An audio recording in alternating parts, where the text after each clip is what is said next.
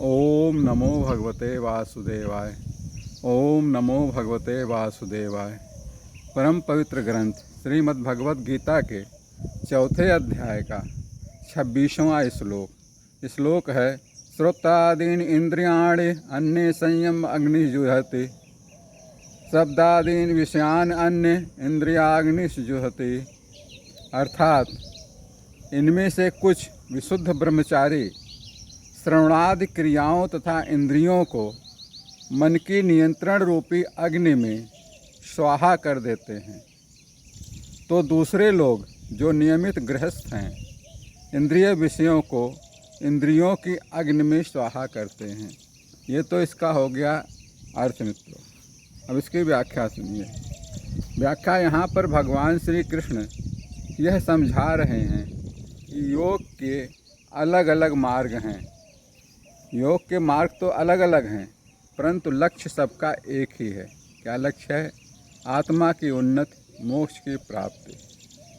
कुछ योगी इंद्रियों के कार्यों का त्याग करके इंद्रिय नियंत्रण का अभ्यास करके, जैसे इंद्रियों के विषयों का त्याग करना है, ध्यान धारणा आदि में लीन रहना है, वे इसे एक यज्ञ मानते हैं जहाँ वे अपनी इंद्रियों के कार्यों को आहुति दे देते हैं।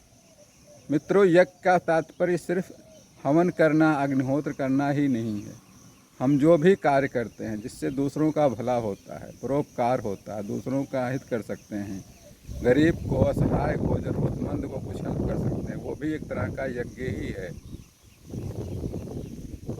दूसरी ओर कुछ लोग ज्ञान यज्ञ का पालन करते हैं, जहाँ वे ज्ञान का अभ्यास करते हैं और उसका दूसरों में प्रचार प्रसार करते हैं। ज्ञान का अभ्यास करने के लिए क्या करना होता है?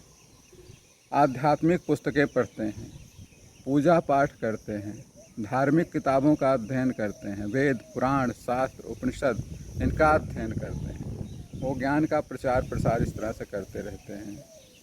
इस प्रकार भगवान श्री कृष्ण यह बता रहे हैं कि जो भी मार्ग हो, मार्ग कोई भी हो सकता है, उसका अंतिम उद्देश्य आत्मा की उन्नति एवं मोक्ष प्राप्ति करना ही है।